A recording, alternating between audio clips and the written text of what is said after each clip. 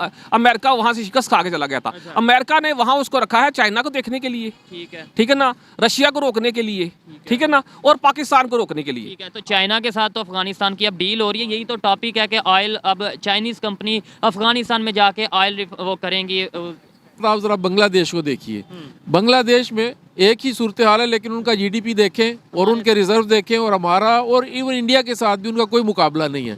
India secular इसलिए हुआ कि जो नेहरू का और उस वक्त का नारा था ना, वो ये कहते थे कि ये जो प्रॉपर्टी है ये हम पर्सनल नहीं होने देंगे। 71 की हिस्ट्री तो यही है ना कि वो भी हम में से थे, हमारे ही भाई थे ना। वो तो बांग्लादेश तो बाद में नाम बना उसका। बिल्कुल ऐसे ही है। क्यों बना बांग्लादेश नाम, क्या ऐसी हमने कुछ गलती कर? हमने गलती क्या कर दी थी, जब वहाँ पे शेख मुजीबुर रहमान ने सीटें ली ही हुई थी, तो वो जो मांगता था अपनी, वो जो मांगता था कि जी मुझे असेंबली में उसका राइट था, उसको दे देते। ठीक है, लेकिन बाद में हमने ये कह दिया जी इंडिया ने उनको बीच में आ गए। इंडिया नहीं, हम इंडिया पे डाली जा रहे हैं, फिर इंडिया पे दूसरा एक सामना करना पड़ रहा है इंडिया को कि वहाँ पे सिखिज्म भी है, मुस्लिम्स भी हैं और हिंदू भी हैं, तो तीन बहुत बड़ी कम्युनिटीज़ हैं जो रह रही हैं, तो कन्फ्लिक्ट्स वहाँ पे भी हैं। वो भी तो हर हाँ, कंट्री में, लेकिन उन्होंने तालीम को अवलियत दी है, यूनिवर्सिटीज़ और हॉस्पिटल्स बेहतर बनाए हैं। हमारी पॉलिसी एस्टेब्लिशमेंट ने बनाई है। एस्टेब्लिशमेंट को चाहिए कि अपना एक अलग पॉलिसी बनाए, अपना अलग नैरेटिव को चेंज करें। अब जो आते ही आपके जो एस्टेब्लिशमेंट के बड़े आते हैं, आते ही नारा मारना शुरू करते हैं, इंडिया के खिलाफ नारा मारते हैं, पहले हम घुस के मारेंगे। अब देखें, अब देखना ये होगा कि आया कि यार उनकी मैशेज ठीक है, $507 अरब उनके पास है रिजर्व, हमारे पास $7 अरब रिजर्व नहीं है। आप इस नैरेटिव पे कितनी देर तक कौम को पागल बनाते रहेंगे, बेवकूफ बनाते रहेंगे, और वो भी सोशल मीडिया के दौर में। तो मैं हूं सुहेब चौधरी और आप देख रहे हैं मेरा और आपका YouTube channel real entertainment TV. आज मैं जिस टॉपिक पर वीडियो रिकॉर्ड करने जा रहा हूं, टॉपिक ये है कि अफगानिस्तान की रिसेंटली चाइना के साथ ऑयल एक्सट्रैक्शन डील हुई है। इससे पहले इंडिया के साथ भी अगर बात करें तो बहुत ज़्यादा उनके प्रोजेक्ट्स चल रहे हैं। पाकिस्तान की पब्लिक से बात करूँगा कि पाकिस्तान भी एक इस्लामिक कंट्री है, अफगानिस्तान भी एक इस्लामिक कंट्री है। नारा हम लगाते हैं मुस्लिम उम्मा, मुस्लिम यूनाइटेड उम्मा का, लेकिन हमारे रिलेशन अपने नेबर कंट्री के साथ, इस्लामिक कंट्री के साथ क्यों नहीं बेहतर? और अफगानिस्तान इंडिया और चाइना के साथ रिलेशन बेहतर कर रहा है एज कम्पेयर टू पाकिस्तान, ऐसी क्या वजह है? पाकिस्तान की पब्लिक इसके ऊपर क्या राय रखती है, जानते हैं पाकिस्तान की पब्लिक से। और जो मेरी पर्सनल ओपिनियन है वो मैं आपको बताऊंगा वीडियो के लास्ट में। चलते हैं वीडियो की तरफ और मिलते हैं वीडियो के बाद। अस्सलाम वालेकुम। वालेकुम सलाम। आपका नाम? डॉक्टर गाफिर शहजाद।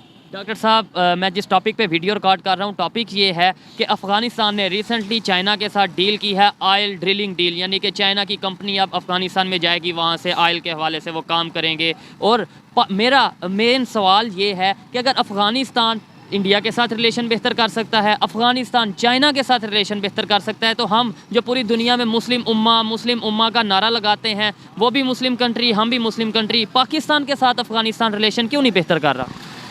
इसकी बुनियादी वजह अगर आप तारीख़ के तनाजुर में देखें तो ये है कि पाकिस्तान की जब बर्थ हुई 1947 में, तो उसकी बुनियाद जो रखी गई वो मज़हब रखी गई। ठीक है। अच्छा, मज़हब की वजह से ये होता है कि आप एक ख़ास तनाजुर में चीज़ों को देखना शुरू कर देते हैं। अगर तो सेकुलर स्टेट के तौर पे जैसा कि इंडिया ने इस्टेब्लिश किया, इसको किया जाता और मज़हब को सियासत में दाखिल ना किया जाता तो बेहतर फ़ैसले हो सकते थे। अच्छा, अब हुआ ये कि वो जो करारदाद मकासद थी 1940 वाली, उसी को आइन का हिस्सा बना दिया गया। जब वो आइन का हिस्सा बना तो उसी कॉन्टेक्स्ट में फिर बातें आगे चलने लग पड़ी। तो उसकी वजह से मज़हब जो है वो आप देखें आहिस्ता आहिस्ता आपके हर पार्लियामेंट में हर चीज़ में वो गालिब आता जा रहा है। मैं मज़हब के ख़िलाफ़ नहीं हूँ, मज़हब एक इनफरादी मसला है, हर शख्स को हक पहुँचता है, वो मतलब जिसकी भी अपने अपने मज़हब के मुताबिक करे, जैसे भी करे, वो कोई मसला नहीं है। लेकिन देखें, सियासत अगर आपने चलानी है और दुनिया में अगर आपने अपने आप को नुमायाँ दुनिया के साथ चलना है तो उसके लिए आपको उससे हट के ऐसे फ़ैसले करने होंगे कि जो मज़हब से बालातर होंगे, और वो फ़ैसले वो करेंगे जो सियासतदान होंगे, ना कि मजहबी रहनुमा।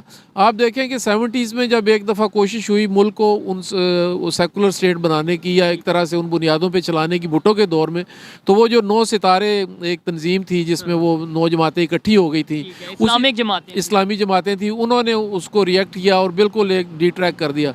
फिर उसके बाद अभी मौजूदा सूरत हाल में भी आप देखें तो हमारी मजहबी जमातें, उनका काम मज़हब को फैलाना है, मज़हब की तालीम देना है, ना कि पार्लियामेंट में जाके फैसले करने हैं। अगर पार्लियामेंट में जाके फैसला करना भी है तो जब वो पार्लियामेंट में आए तो फैसला करें। उसके बाद फैसला करें। और उसके बजाय क्या हुआ है कि हमने इनको इग्नोर किया जब मजहबी जमातों को, तो वो रिएक्शन के तौर पे एक पावर बन गई। मदरसे जो है अब उनकी छावनियाँ बने हुए हैं, वहाँ आपको वो असला और वो चीज़ें मिल जाती हैं जो आपको शायद फ़ौज के पास भी ना मिलती हों। तो उसकी लाल मस्जिद का वाकया भी उसकी एक एग्जांपल है। और इंटरनेशनल जो दूसरे कंट्रीज़ हैं वो भी यही ब्लेम करते हैं कि पाकिस्तान में, उनका ये कहना है कि पाकिस्तान में जो मदरसे हैं वो इस हवाले से ट्रेनिंग देते हैं और इस हवाले से वो एक मतलब दहशत बनाए हुए हैं। बिल्कुल, देखें 16वीं सेंचुरी में जब चर्च से उन्होंने बादशाहत को अलग कर दिया तो उसके बाद ही यूरोप ने सारी तरक्की की है, साइंस ने भी तरक्की की है और बाकी मुल्कों ने भी उसके साथ तरक्की की। हम भी जब तक ये दो चीज़ें अलग नहीं करेंगे तब तक हमें कोई सूरत नज़र नहीं आ रही कि हम दुनिया के साथ चल सकेंगे। ठीक है, बड़ा अच्छा लॉजिक दिया है कि मज़हब से किसी को कोई एतराज़ नहीं है, ना मुझे ना ही डेफिनेटली इन्हें एतराज़ होगा, लेकिन अगर दुनिया के साथ चलना है तो फिर थोड़ा सा हमें तो ये भी दूसरी चीज़ें भी देखनी होगी। अफगानिस्तान की बात करें, वो तो हमारे से ज़्यादा शायद मजहबी है, तो वो अपने रिलेशन क्यों फिर बेहतर कर रहा है चाइना के साथ, इंडिया के साथ, कैसे उसके रिलेशन बेहतर हो रहे हैं?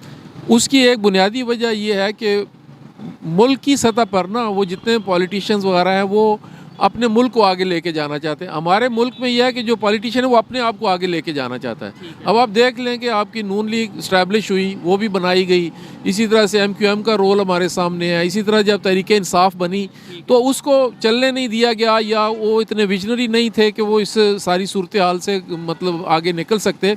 लेकिन हुआ ये है कि वो डगमगा गई सारी चीज़ें। तो जब तक पॉलिटिकल अनस्टेबिलिटी है, ना इकनॉमिक्स डेवलप हो सकती है, ना मुल्क में सुकून आ सकता है और ना ही आपका कारोबार जो है वो उसमें इजाफा हो सकता है। डॉक्टर साहब, आपने जो बात की है मैं उससे काफ़ी हद तक एग्री करता हूँ कि मज़हब को और पॉलिटिक्स को अलहदा होना चाहिए। दुनिया के साथ चलना है तो हमें दुनिया के साथ मिलकर काम करने की ज़रूरत है। लेकिन ये बात यूथ में कैसे जाएगी? ये बात जो वोटर हैं पाकिस्तान, यानी पाकिस्तान की जो पब्लिक है, उनको कैसा पता चलेगा? अवेयरनेस कैसे आएगी इस चीज़ से? आ भी सकती है या नहीं आएगी? बस हम ऐसे ही माइक पकड़ के बोलते रहेंगे? नहीं, ये अवेयरनेस बिल्कुल आ सकती है और उसकी सिर्फ छोटी सी बुनियादी वजह है, अगर आप तालीमी निज़ाम सब के लिए यकसा कर दें और तालीमी निज़ाम यकसा करेंगे तो नौकरी के मौके और आगे बढ़ने के मौके यकसा तौर पे मिलेंगे।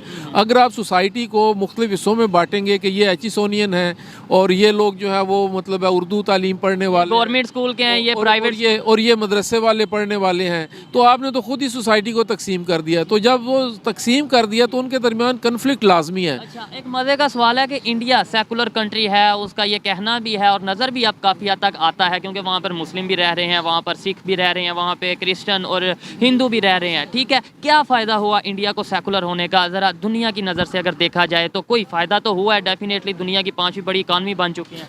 अच्छा, मैं इंडिया पे भी बात करता हूँ, साथ आप ज़रा बांग्लादेश को देखिए। बांग्लादेश में एक ही सूरत हाल है, लेकिन उनका GDP देखें और उनके रिजर्व देखें और हमारा और इवन इंडिया के साथ भी उनका कोई मुकाबला नहीं है।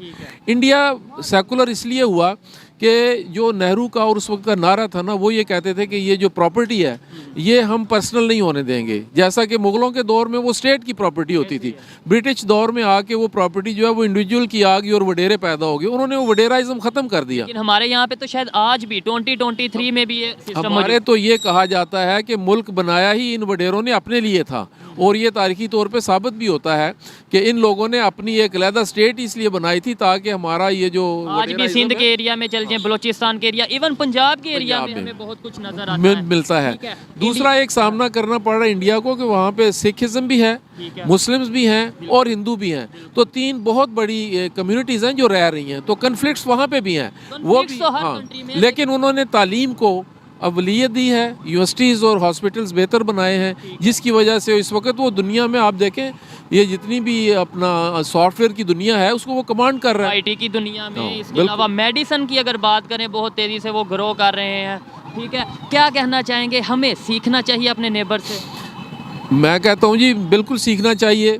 वो कहते हैं ना कि अगर बंदे को खुद समझ ना आ रही तो दीवार से पूछ लेना चाहिए, तो वो तो फिर लोग हैं, समझदार हैं और हमारे सामने वो सारी चीज़ें और हमारे मसाइल भी एक जैसे हैं, इलाका एक जैसा है। अगर बात करें उसकी 80s के टाइम की, 70s के टाइम की, पाकिस्तान भी ग्रो कर रहा था, पाकिस्तान की भी इकॉनमी काफ़ी हद तक बेहतर थी, एशियन टाइगर कहलाया जाता था।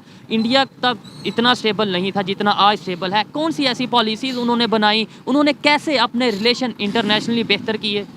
अच्छा, उनको कुछ बेनिफिट्स भी हैं। एक तो वो ज़ात खुद देखें ना, 1 अरब से ज़ायद पॉपुलेशन है उसकी, एक पावरफुल है। दूसरा, उन्होंने अपने आप को इस्टेब्लिश भी किया है। अच्छा, तीसरा एक और बड़ा मसला है, हमारे यहाँ जो पाकिस्तान जैसे ही बना था ना, तो 2 ब्लॉक बन गए थे। क्योंकि ये बरतानिया की कॉलोनी थी, तो उससे हटाने के लिए अमेरिका ने अपना असर यहाँ पे डाला।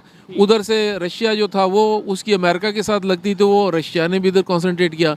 तो हमारा जो पाकिस्तान है, ये रशिया और अमेरिकन जो फोर्सेस हैं उनके दरमियान में आज भी उसी तरह से सैंडविच हुआ हुआ है। और जब तक ये इन दोनों में से निकलेगा नहीं, तो ना हम अपनी पूरी एनर्जीज को इस्तेमाल कर सकते हैं और ना ही कोई बेहतरी की सूरत बन सकती है। हम नेबर्स के साथ रिलेशन ख़राब रखते हुए आगे ग्रो कर सकते हैं, ये पॉसिबिलिटी है? बिल्कुल, ये तो स्ट्रेटजिकली हमेशा ही मतलब पाकिस्तान कायद-ए-आज़म ने भी कहा था कि ये बेस्ट प्लेस पर है, और अगर ये अपनी चीज़ों को स्टेबल करने में कामयाब हो गया तो ये इस मुल्क में बिल्कुल जैसे ताज में हीरा जड़ा होता है, ये इस तरह से इम्पोर्टेंट इस खित्ते में, एशिया इस खित्ते में इतना ज़्यादा अहम बन जाएगा। ठीक है, बिल्कुल अच्छा लगा इनसे बात करके। ऐसे लोग जब पाकिस्तान में मौजूद होंगे, ऐसी सोच कभी कभी मिलती है, लेकिन मज़ा आता है बात करके। शुक्रिया डॉक्टर साहब। आइए मज़ीद किसी से बात करते हैं। अस्सलाम वालेकुम। अस्सलाम जी। आपका नाम?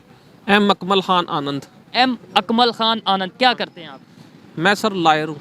लॉयर है। मैं जिस टॉपिक पे वीडियो रिकॉर्ड कर रहा हूँ वो ये है, अगर पाकिस्तान की और अफ़गानिस्तान की बात करें, रिलेशन बहुत ख़राब है। एक साइड पे हम कहते हैं मुस्लिम उम्मा यूनाइटेड है, दूसरी तरफ नेबर कंट्री भी है, इस्लामिक कंट्री भी है, फिर भी रिलेशन ख़राब है। और सेकेंडली अफ़गानिस्तान के रिलेशन दिन ब दिन इंडिया से बेहतर हो रहे हैं, अफ़गानिस्तान के रिलेशन अब चाइना के साथ बेहतर होने जा रहे हैं। अगर वो इस्लामिक कंट्री होते हुए अपने नेबर कंट्री के साथ अच्छे रिलेशन रख रहा है, पाकिस्तान के साथ क्यों नहीं रख रहा, क्या वजह?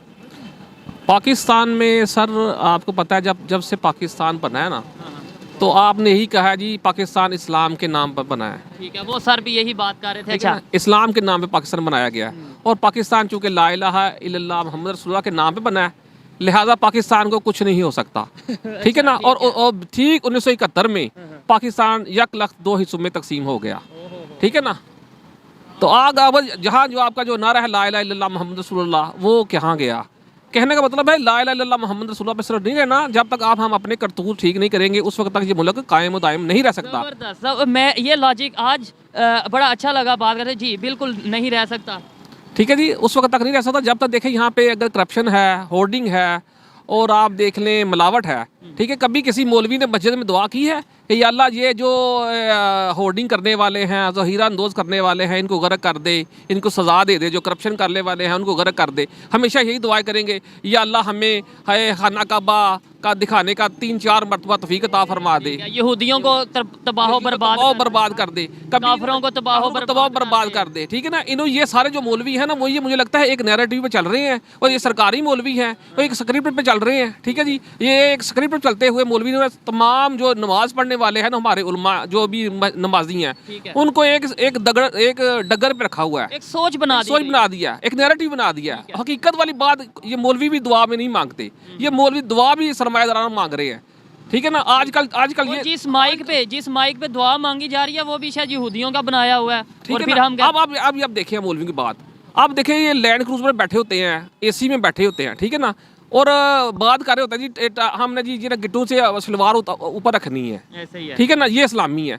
हमने जनाब हाथ से रोटी खानी है, ये इस्लामी है। बाकी हर काम जो अंग्रेजों का इस्तेमाल कर रहे हैं, मैं तो समझता हूँ जिसने बल्ब इजाद किया ना, जिस लोगों ने ये साइंसी इजादत की हैं, वो भी मैं समझता हूँ मुर्शद है, उनका भी उर्स बनाना चाहिए। जबरदस्त। काफी हद तक इनकी बात में लॉजिक है कि भाई जिसने इंसानियत की खिदमत की है उनका भी उर्स होना चाहिए।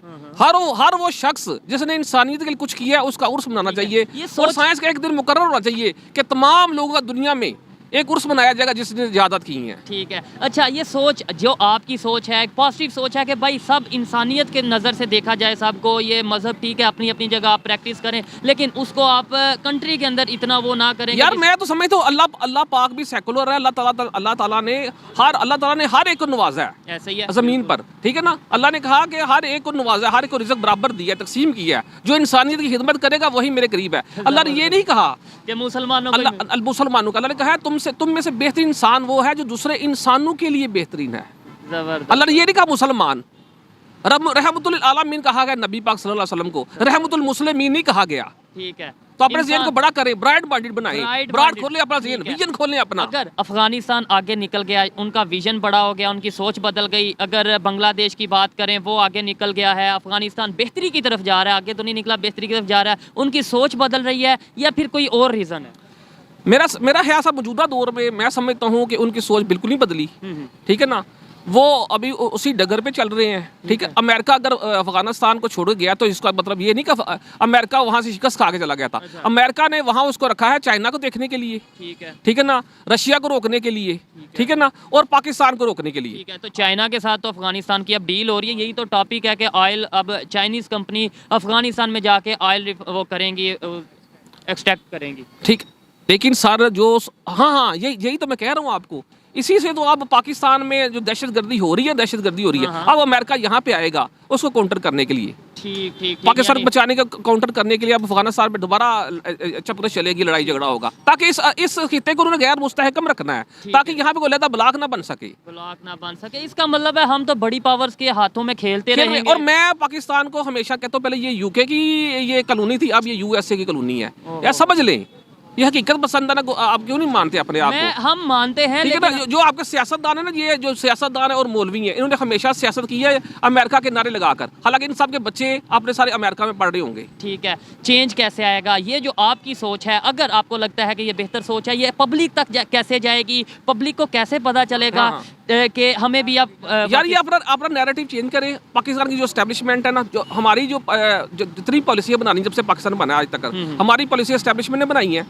एस्टेब्लिशमेंट को चाहिए कि अपना एक अलग पॉलिसी बनाए, अपना अलग नैरेटिव को चेंज करें। अब जो आते ही आपके जो एस्टेब्लिशमेंट के बड़े आते ही नारा मारना शुरू करते हैं, इंडिया के खिलाफ नारा मारते, पहले हम घुस के मारेंगे। अब देखना ये होगा कि आया कि यार उनकी मैशियत ठीक है, $507 अरब उनके पास है रिजर्व, हमारे पास $7 अरब रिजर्व नहीं है। आप इस नैरेटिव पे कितनी देर तक कौम को पागल बनाते रहेंगे, बेवकूफ बनाते रहेंगे, और वो भी सोशल मीडिया के दौर में। अब आप हकीकत की तरफ आए, अपनी मैशियत को ठीक करें, अपनी खारजा पॉलिसी चेंज करें यार, मिल बैठ के, और बजाय घुस के मारने के उनके साथ रिलेशन बेहतर करें, शायद बेहतर, पूरी दुनिया बेहतर कर रही है रिलेशन, ठीक है, आप रिलेशन बेहतर करें, ऐसे ही है, ठीक है। इस नैरेटिव को आप चेंज करें, इस नैरेटिव को डर को आपने 70 साल चला लिया, अब खत्म करें, अब आवाम समझ गई है, अपनी इज्जत भी बनाएं और इस अदारे की, इस सोसाइटी की इज्जत को बेहतर रहने दें। ठीक है, बहुत शुक्रिया, अच्छा लगा बात करके कि देखें उन्होंने बोला है आवाम समझ गई है, 70 साल से जो नारा लगाया जा रहा था अब उसको थोड़ा सा चेंज कर लें, रिलेशन को बेहतरी की तरफ लेकर आएँ, इकॉनमी को बेहतरी की तरफ लेकर आएँ। आइए मजीद किसी से बात करते हैं, अगर कोई बात करना चाहे तो। अस्सलाम वालेकुम।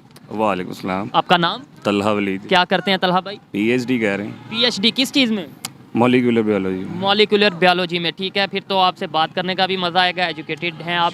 ये टॉपिक है कि पाकिस्तान के रिलेशन अफ़गानिस्तान के साथ नहीं ठीक हो रहे, जबकि हम ये कहते आए हैं कि जी इस्लामिक कंट्री, इस्लामिक उम्मा, मुस्लिम उम्मा। अफ़गानिस्तान इस्लामिक कंट्री है, उसके रिलेशन इंडिया के साथ भी बेहतर हैं, उसके रिलेशन अब चाइना के साथ भी बेहतर हो रहे हैं। क्या वजह समझते हैं कि अफ़गानिस्तान हमारे साथ क्यों नहीं रिलेशन बेहतर कर रहा है? सबसे पहली बात तो यह देखें जी, नज़रियाती तौर पे अगर बात की जाए ना, पाकिस्तान और अफ़गानिस्तान नज़रियाती तौर पे दोनों इस्लामिक ममालिक हैं, ठीक है।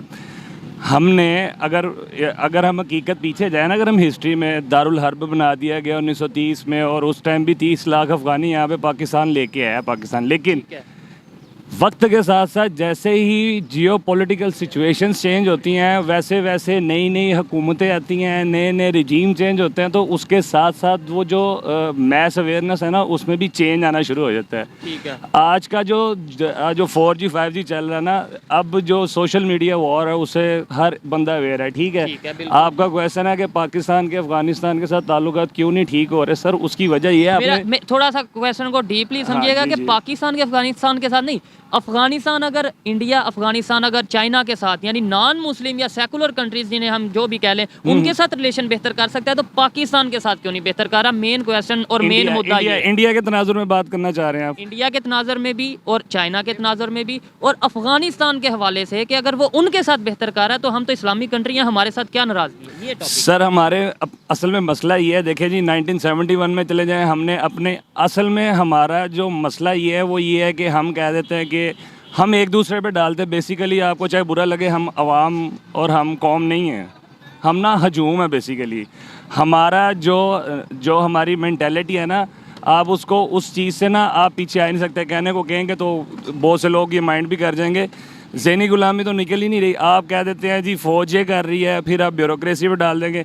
ये जब तक सेल्फ अपने मुहासबे से बात शुरू नहीं ना होनी उतनी देर तक कोई चेंज नहीं आ सकता। मजे ठीक की है, बात यह फौज कहाँ से है, वो भी पब्लिक में से है, फौज भी ब्यूरोक्रेसी पब्लिक- कहाँ से है, वो भी पब्लिक में से है, हाँ। कहीं ना कहीं फिर पब्लिक का भी कसूर है। पब्लिक का अपना कसूर है ना जनाब। आप कह रहे हैं रजीम चेंज, अगर आप बात करते हैं ना कौम की बात करें ना, अफगानिस्तान कौम है, अफगानिस्तान कौम है, हम कौम नहीं है। उसकी वजह ये है, देखें अफगानिस्तान में 3 से 4 ब्लॉक बने हुए हैं, ठीक है, चाहे अमेरिका को इतनी देर बाहर तोड़ के उन्होंने बाहर फेंका है, लेकिन उनका एक नज़रिया है, नज़रिए के ऊपर वो स्टक होकर बैठे हुए हैं। चाहे कोई भी आ जाए, अब टेबल टॉक पे लेकर आए हैं उनको, क्यों? उनका एक नज़रिया था, हमारा नज़रिया ही चेंज हो जाता है। जैसे ही हमारी कोई एजिटेशन स्टार्ट होती है, पॉलिटिकल एजिटेशन, वैसे जहाँ आवाम को लगाया वो लग गई। और भाई नज़रिया कहाँ पे आपका? आपकी नज़रियाती एहसास क्या थी? आपको भी पता है इसराइल और पाकिस्तान ये 2 मुल्क ऐसे हैं जो इस्लामी नज़रियाती बेस के ऊपर वजूद में आए हुए हैं। इसराइल? सॉरी ये यानी नज़रिया की बेस पे वजूद पे आए हुए हैं, ठीक है। अब ये नज़रिया कहाँ गया हमारा? अगर हम देखा जाए, हमारा तो नज़रिया ही बिल्कुल वक्त के साथ साथ जैसे उसके पीछे लग जाए जी अफगानिस्तान अमेरिका के कहने पे अमेरिका कभी फॉरवर्ड ब्लॉक का हिस्सा बन जाएगा, कभी आप रशिया के साथ हो जाते हैं। जो नई सबसे बड़ा मसला पॉलिटिकल इंस्टेबिलिटी है। पॉलिटिकल इंस्टेबिलिटी जैसे जैसे आएगी वैसे वैसे अवाम, देखें बात आ जाती है साइकी की तरफ। फौज की बात कर लें, अवाम वो फौज किसके साथ खेल रही है? आपकी साइकी के साथ ही चल रही है ना। फौज आप में से ही है, आप भी अवाम में, फौज भी अवाम में से उतर के गया। देखते हैं कि कोई भी इदारा वो देखता है कि कौन सा नारा लगाएंगे, पब्लिक हमारे साथ हो जाएगी। पब्लिक की जो साइकी है ना, जो नज़रियात है पब्लिक के, बेसिकली हमें हमारी हिस्ट्री का सही तरह से पता नहीं। अगर आप किसी बंदे से पूछ लेना 1971 की कोई जियो पॉलिटिकल सिचुएशन, वो 3 बंदों के नाम ले, उसके अलावा से कुछ भी नहीं पता। ये कह देगा कि भुट्टो ने ऐसे कर दिया तो वहाँ पे ये ऐसे कह। अच्छा, अब तुर्की में जब फौज निकली है, अवाम ने वापस उनको कहा बारकों में जाओ। यहाँ पे फौज जी वो ये करिए वो करिए, आप लोग क्या कर रहे हैं?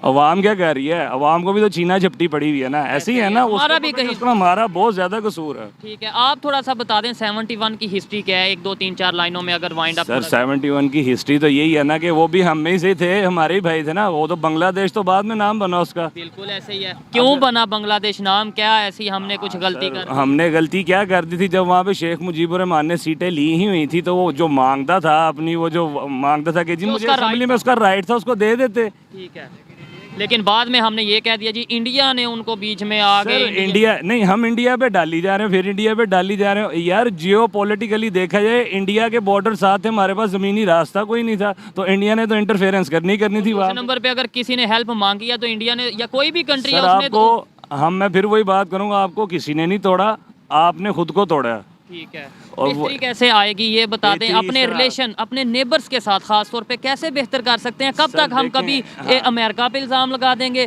कभी हम इंडिया पे इल्ज़ाम लगा देंगे जी वो उनकी इन्वॉल्वमेंट है जिसकी। सर आपके सवाल का जवाब मैं आपको ये दूंगा। यहाँ पे बात आ जाती चाइना की, हमारे से 2 साल बाद वो आज़ाद हुआ हुआ है, ठीक है। उनका वो चूवन लाई वगैरह, उनका एक ही मैगजीन था, rely on your oven resources. अभी भी अगर पाकिस्तान में डिफ़ॉल्ट अल्लाह ना करे कर जाए 4.5 अरब के, अगर उसके पास रिजर्व रह गए, इसका मसला ये नहीं है कि पाकिस्तान में कुछ नहीं होगा।